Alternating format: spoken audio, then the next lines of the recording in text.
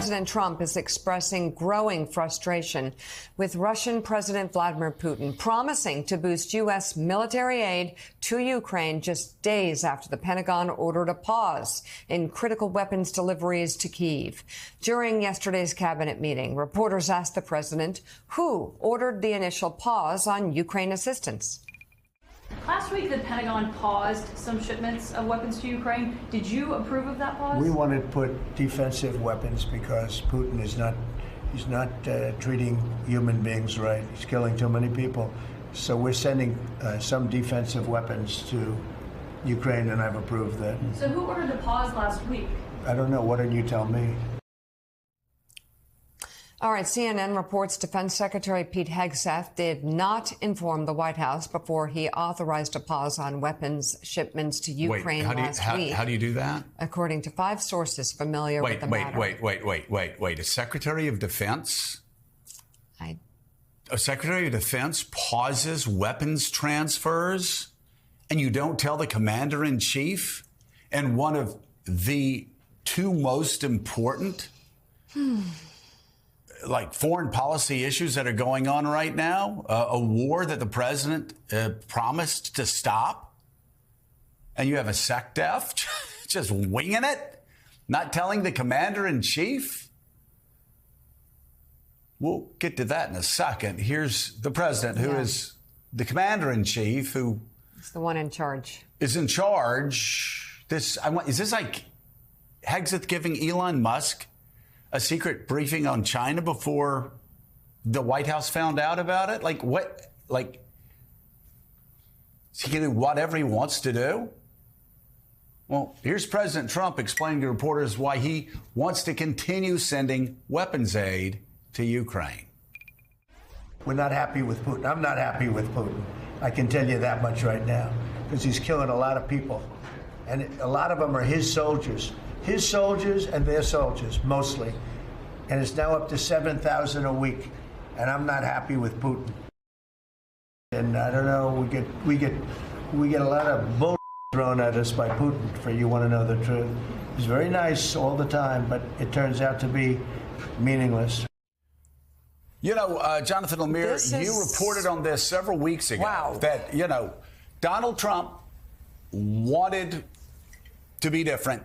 And everybody's talked about this relationship with Vladimir Putin, but let's just assume he wanted America to have better relations with Russia.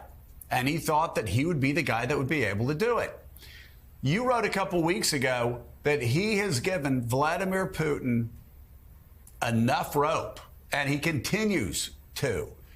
And Putin just won't take, he won't take the victory that Donald Trump is trying to hand him. Saying, listen, the war can come to an end. You can have Crimea. You can have these. And by the way, these are the same things that the Biden administration were whispering as well, saying, I know Mark Milley was saying Russia's not going to get to Kyiv and Ukraine's not going to get back all of their land. He told me that back in 2023, right? So this is nothing shocking. But Donald Trump continues to give Vladimir Putin benefit of the doubt. Vladimir Putin continues to mock him, ridicule him, thumb his nose at him.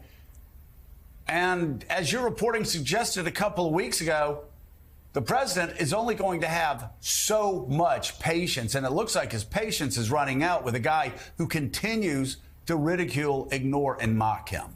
Yeah, Putin has only escalated this conflict. And you're right. I mean, I reported some time ago, President Trump, he simply wants this war to end. He does want to improve relations with Russia. You weigh in on that another time, whether that's worth it. But that's what he wants to do. He wants business deals with Russia, rare mineral deals with Russia. He wants him, and he also wants simply the fighting to end. It's a largely frozen conflict.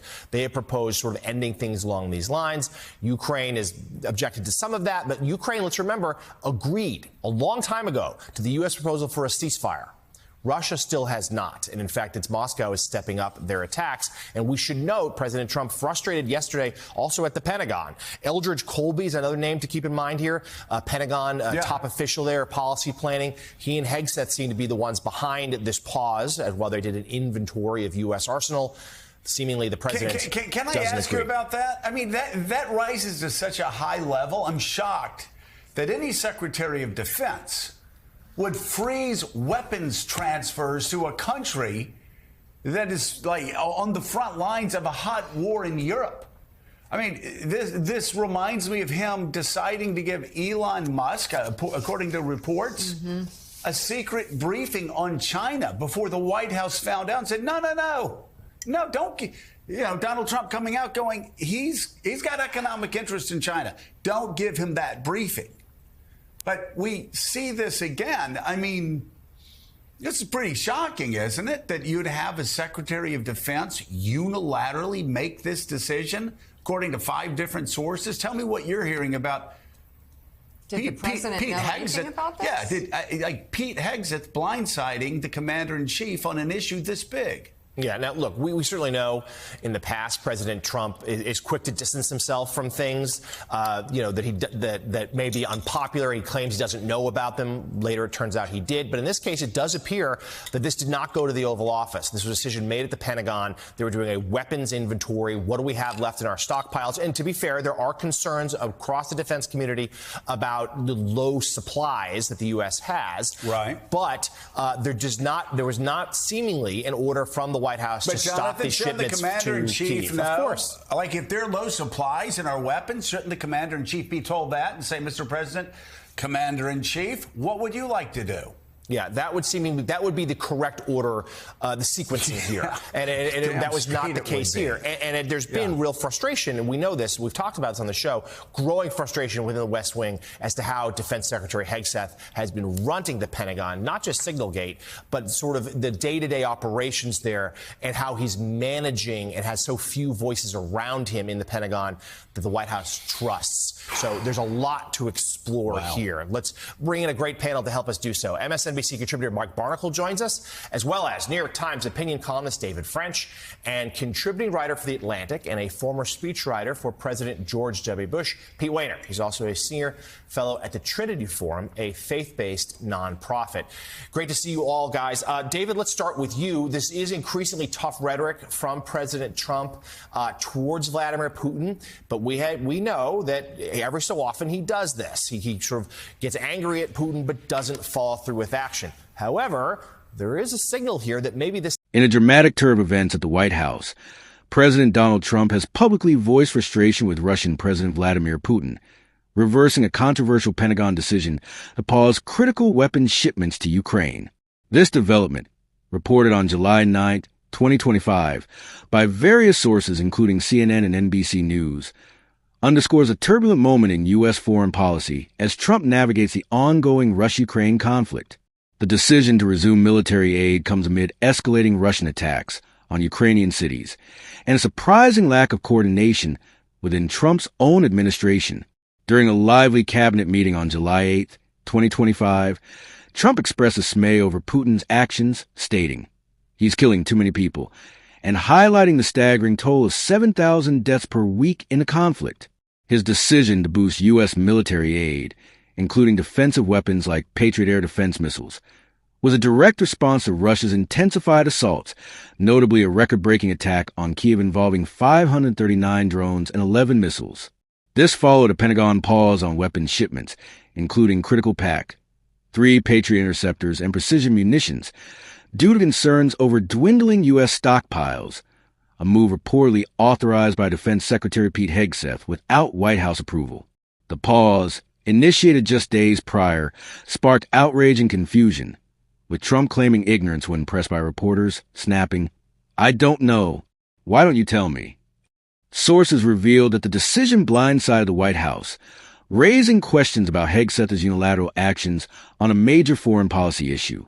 This incident echoed earlier reports of Hegseth's unauthorized briefings, such as one allegedly given to Elon Musk on China, highlighting tensions within the administration. Critics, including MSNBC contributors, called the move shocking, arguing it undermined the commander-in-chief's authority during a critical moment in the Russia-Ukraine war. Trump's shift to resume aid aligns with his broader goal of ending the war, though his approach has been inconsistent. He has long pushed for a ceasefire, even suggesting Russia could retain Crimea and other territories, terms Ukraine has resisted. Despite Trump's earlier overtures to improve U.S.-Russia relations, Putin's refusal to reciprocate coupled with relentless attacks on Ukrainian civilians, appears to have exhausted Trump's patience. As NBC News reported, Trump's rhetoric has toughened, with the president accusing Putin of throwing bullets and making empty promises. There's also growing talk of sanctions, with Senator Lindsey Graham optimistic about a tough new bill targeting Russia's oil trade, signaling a potential escalation in U.S. pressure. For Ukraine, the resumption of aid is critical. The country relies heavily on U.S.-supplied systems like Patriot missiles to counter Russian aerial assaults.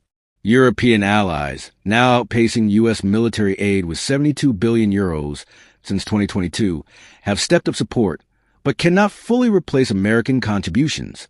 As Trump balances his America First agenda with global pressures, his administration's internal disarray and Putin's intransigence continue to complicate efforts for peace, leaving Ukraine's fate hanging in the balance.